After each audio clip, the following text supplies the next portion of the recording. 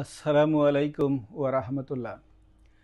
প্রিয় দর্শক, আমাদের ভ্যাট সেশনে স্বাগতম। আমি ডক্টর মোহাম্মদ আব্দুর রউফ। আমি বিগত ৩০ বছর ধরে বাংলাদেশের ভ্যাট ব্যবস্থায় বিভিন্ন ক্যাপাসিটিতে কাজ করছি। আপনারা জানেন, আমরা বিষয়ভিত্তিক আলোচনা করি।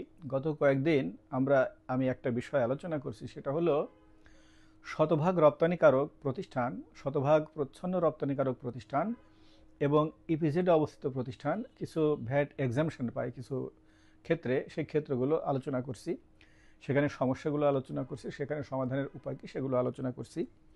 আমি এই বিষয়ে 3টা ভিডিও করেছি এবং আজকে চতুর্থ ভিডিও। আজকে এই বিষয়টা আমরা শেষ করব, আগামী দিন আমরা অন্য নতুন বিষয়ে যাব। তো এই বিষয়ে 2টা এসআরও আছে, এসআরও 188 এবং 189, আর একটা সাধারণ আদেশ আছে, সাধারণ আদেশ 20। তো আমরা এসআরও 188 এবং সাধারণ আদেশ 20 মোটামুটি আলোচনা করে ফেলেছি। আজ আমরা এসআরও 189 আলোচনা করব। এসআরও 189 বলা আছে শতভাগ রপ্তানিমুখী প্রতিষ্ঠান এবং ইপিজেডে অবস্থিত প্রতিষ্ঠান এই সুবিধাগুলো পাবে। এখানে শতভাগ প্রচ্ছন্ন রপ্তানিকারক প্রতিষ্ঠানের কথা যদিও সুনির্দিষ্টভাবে উল্লেখ নেই, তারপর এটা প্রযোজ্য হবে। কারণ হলো শতভাগ প্রচ্ছন্ন রপ্তানিকারক প্রতিষ্ঠান তারা শতভাগ রপ্তানিমুখী প্রতিষ্ঠানের আন্ডারেই পড়ে। তো এই এসআরও 189-তে প্রথমে বলা আছে টেলিফোন টেলেক্স ফ্যাক্স কীভাবে ভ্যাট অব্যাহতি পায়। এটা নিয়ে আমরা আলোচনা করব না, কারণ এখন টেলিফোন টেলেক্স ফ্যাক্সের ব্যবহার প্রায় নেই বললেই চলে। এখানে কেউ ভ্যাট দেয়ও না, ভ্যাট অব্যাহতি নেওয়ারও কোনো প্রয়োজন হয় না, তাই আমরা এটা নিয়ে আলোচনা করব না। এই বিধানগুলো অনেক আগে থেকে চলে আসছে। তো তখন অনেক, ধরেন আজ থেকে 15-20 বছর আগে, তখন এই টেলিফোন টেলেক্স ফ্যাক্সের ব্যবহার ছিল, তা এখন আর নাই। এরপরে হলো বিমার ক্ষেত্রে অগ্নিবীমা, ফায়ার ইন্স্যুরেন্স ক্ষেত্রে ভ্যাট এক্সাম্পশন দেওয়া আছে এই প্রতিষ্ঠানগুলোর। তো পদ্ধতি কী হবে? পদ্ধতি আমি আগেই বলেছি যে ইন্স্যুরেন্স কোম্পানির কাছে প্রমাণ করতে হবে যে আমি একজন শতভাগ রপ্তানিকারক প্রতিষ্ঠান, বা আমি একজন ইপিজেডে অবস্থিত প্রতিষ্ঠান, বা আমি একজন শতভাগ প্রচ্ছন্ন রপ্তানিকারক প্রতিষ্ঠান। কিভাবে প্রমাণ করতে হয় সেটা আমরা গত কয়েকটা সেশনে আলোচনা করেছি। তখন বিমা কোম্পানি এই ভ্যাট অ্যাড করবে না। এরপরে আরেকটা সার্ভিস হলো কুরিয়ার সার্ভিস। বিদেশে স্যাম্পল পাঠানোর জন্য, রপ্তানির কাজে বিদেশে স্যাম্পল পাঠানোর জন্য যখন কুরিয়ার সার্ভিস নেওয়া হয়, একইভাবে এখানে ভ্যাট এক্সাম্পশন দেওয়া আছে। কুরিয়ার কোম্পানির কাছে প্রমাণ দিতে হবে যে আমি একজন শতভাগ রপ্তানিকারক প্রতিষ্ঠান বা শতভাগ প্রচ্ছন্ন রপ্তানিকারক প্রতিষ্ঠান বা ইপিজেডে অবস্থিত প্রতিষ্ঠান। তখন কুরিয়ার কোম্পানি ভ্যাট অ্যাড করবে না। আর সবশেষ হলো ব্যাংকিং নন ব্যাংকিং সেবা। একইভাবে এই প্রতিষ্ঠানগুলো যখন কোনো রপ্তানির কাজে যখন কোনো ব্যাংকিং এবং নন ব্যাংকিং সেবা নেবে, তখন ব্যাংক ভ্যাট অ্যাড করবে না। এই হলো 189 এসআরওর মূল কথা। তাহলে প্রিয় দর্শক, আমরা এই 2টা এসআরও এবং সাধারণ আদেশ 20-র আন্ডারে কোন কোন সেবা এবং কোন কোন পণ্য, একটা পণ্য আমরা দেখেছি, বাকিগুলো সব সেবা। পণ্যটা ছিল গ্যাস, আর বাকিগুলো সব সেবা। এই সেবাগুলোর ক্ষেত্রে কিভাবে ভ্যাট এক্সাম্পশন বাস্তবায়ন হয় সে বিষয়টা আমরা আলোচনা করলাম। আমরা মোটামুটি এই আলোচনার শেষে চলে আসছি। আমি প্রথম সেশনে বলেছিলাম যে রপ্তানি শুল্ককর মুক্ত এটা বাস্তবায়ন করার জন্য 3টে পদ্ধতি আছে। একটা হলো বন্ড লাইসেন্স, একটা হলো এক্সাম্পশন অব্যাহতি, আর একটা হলো রিফান্ড। তো বন্ড লাইসেন্স আমরা আলোচনা করেছি প্রথম দিনে। এরপরে আমরা গত 2টা সেশনে আমরা আলোচনা করলাম অব্যাহতি। আমরা মোটামুটি দেখলাম যে একটা পণ্য এবং অনেকগুলো সেবা ভ্যাট এক্সাম্পশন দেওয়া আছে শতভাগ রপ্তানিকারকের ক্ষেত্রে, শতভাগ প্রচ্ছন্ন রপ্তানিকারকের ক্ষেত্রে এবং ইপিজেডে অবস্থিত প্রতিষ্ঠানের ক্ষেত্রে। এই এক্সাম্পশন কিভাবে কার্যকর হয়, সেবা গ্রহণকারীর করণীয় কী, সেবা প্রদানকারীর করণীয় কী, সে বিষয়গুলো মোটামুটি আমরা আলোচনা করেছি। কোন কোন ক্ষেত্রে জটিলতা হয়, বিশেষ করে 2টো ক্ষেত্রে খুব জটিলতা হয়, সেখানে কি জটিলতা হয়, সমাধান কি। 2টা ক্ষেত্র হলো যোগানদার সেবা গ্রহণের ক্ষেত্রে, আর একটা হলো শ্রমিক কল্যাণ এবং বিনোদন ব্যয়ের ক্ষেত্রে, সেগুলো আলোচনা করেছি। এক্সাম্পশন আলোচনা মোটামুটি শেষ। রিফান্ড নিয়ে কয়েকটা কথা বলবো। রিফান্ড কোথায় প্রযোজ্য হয়?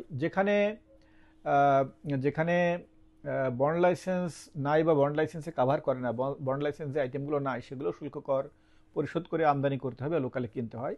যেখানে এক্সাম্পশন নাই সেগুলো শুল্ক কর পরিশোধ করে আমদানি করতে হবে, লোকালে কিনতে হয়। ধরেন বন্ড লাইসেন্সে আছে, কিন্তু খুব দ্রুত শিপমেন্ট করা দরকার, এই জন্য এখন আমদানি করারও সময় নাই বা লোকাল মার্কেটে পাওয়া যাচ্ছে না, তো সেগুলো খুব দ্রুত শুল্ক কর পরিশোধ করে আমদানি করতে হয়। তো এরকম কিছু আইটেম অনেক সময় বিভিন্ন কারণে শুল্ক কর পরিশোধ করে আমদানি করতে হয় বা কিনতে হয়। এগুলো রপ্তানি করার পরে পরে এবং আগেও যে ভ্যাট পরিশোধ করে আসে, ভ্যাট রেয়াত নেয়, তো ভ্যাট রেয়াত তো সাথে সাথে নিতে হয়। আপনারা জানেন ভ্যাট রেয়াত নেওয়ার নিয়ম হলো ক্রয়ের পরবর্তী 6 কর্মের ভিতরে দাখিলপত্রে রেয়াত নিয়ে নিতে হয়। তো দাখিলপত্রে রেয়াত নিয়ে নিলে এরকম প্রতিষ্ঠান যখন ভ্যাট পরিশোধ করে আসে, সেই ভ্যাট যখন দাখিলপত্রে রেয়াত নিয়ে নেয় তখন এটা ব্যালেন্সে থেকে যায়, কারণ এই প্রতিষ্ঠানের কোনো পেয়েবল ভ্যাট নাই। তো যেহেতু পেয়েবল ভ্যাট নাই, তো এই ভ্যাটটা অ্যাডজাস্টমেন্ট হয় না, দাখিলপত্রে থেকে যায়। এরপরে যদি কোনো সম্পূরক শুল্ক পরিশোধ করে আসে উপকরণের উপরে, সেটা দাখিলপত্রে সমন্বয় করতে হয়। সমন্বয় করার পদ্ধতি আছে, বিধি 45-এ বলা আছে। এটাও জমা থেকে যায়। তাহলে এই রকম প্রতিষ্ঠানের ক্ষেত্রে যখন শুল্ক কর পরিশোধ করে আসে আর কাস্টমস ডিউটি এবং রেগুলেটরি ডিউটি যদি পরিশোধ করে, সেটা ডেডো থেকে ড্রব্যাক নিতে হয়। সেটা ডেডো থেকে ড্রব্যাক নিতে হয়, ওটা আলাদা আলাদা পদ্ধতি, ওটা রিফান্ড নিতে হয় না, ডেডো থেকে ড্রব্যাক নিতে হয়। আর ভ্যাট এবং সম্পূরক শুল্ক যেটা দাখিলপত্রে থেকে যায়, সেটা সংশ্লিষ্ট তার যে সংশ্লিষ্ট ভ্যাট কমিশনারেট, সেখান থেকে রিফান্ড নিতে হয়। তো রিফান্ড নেওয়ার পদ্ধতি আছে, রিফান্ড আবেদন করতে হয়, তারপরে নির্দিষ্ট পদ্ধতি অবলম্বন করে কমিশনার রিফান্ডের চেক ইস্যু করে। তো প্রিয় দর্শক, আমরা এই 3টে পদ্ধতি আমরা আলোচনা করলাম, শতভাগ রপ্তানিকারকের ক্ষেত্রে, শতভাগ প্রচ্ছন্ন রপ্তানিকারকের ক্ষেত্রে এবং ইপিজেড অবস্থিত প্রতিষ্ঠানের ক্ষেত্রে। তাদের ক্ষেত্রে বন্ড লাইসেন্স, এক্সামশন এবং রিফান্ডের মাধ্যমে কিভাবে শুল্ক কর মুক্ত করা হয়েছে, সেই বিষয়গুলো আমরা এই আজসহ 4টা ভিডিওতে আমরা আলোচনা করলাম। এবং সেখানে মাঠ পর্যায়ে বাস্তবায়ন করতে যেয়ে কী কী সমস্যার ফেস করতে হয় এবং এই সমস্যাগুলো কিভাবে নিরসন করতে হয়, সে বিষয়েও আইন কানুন বিধিবিধান প্র্যাকটিস কনভেনশন ইত্যাদির আলোকে আমি কিছু গাইডলাইন দিয়েছি। তো প্রিয় দর্শক, আমি আশা করি আমাদের এই 4টা ভিডিও আপনারা যারা দেখেছেন, তারা আশা করি এ বিষয়ে কিছু গাইডলাইন পাবেন। আমার উদ্দেশ্যই হলো, আমি দীর্ঘদিন ধরে এই ভ্যাট পেশার সাথে জড়িত। আমার একটা অন্যতম উদ্দেশ্য হলো যে ভ্যাট মানুষকে সহজভাবে শেখানো।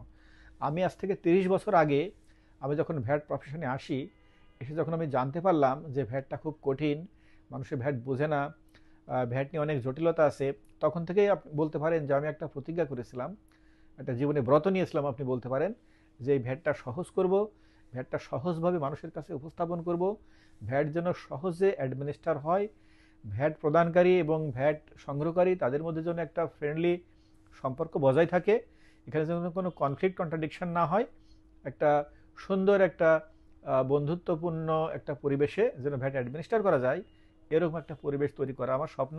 এই জন্য আমি এই কাজগুলো করি। আজকের মতো আমরা এখানেই শেষ করছি। পরবর্তী সেশনে আবার আমরা নতুন কোনো বিষয় নিয়ে আসবো। আমাদের সাথেই থাকবেন, আমার জন্য দোয়া করবেন, আপনাদের জন্য দোয়া করি।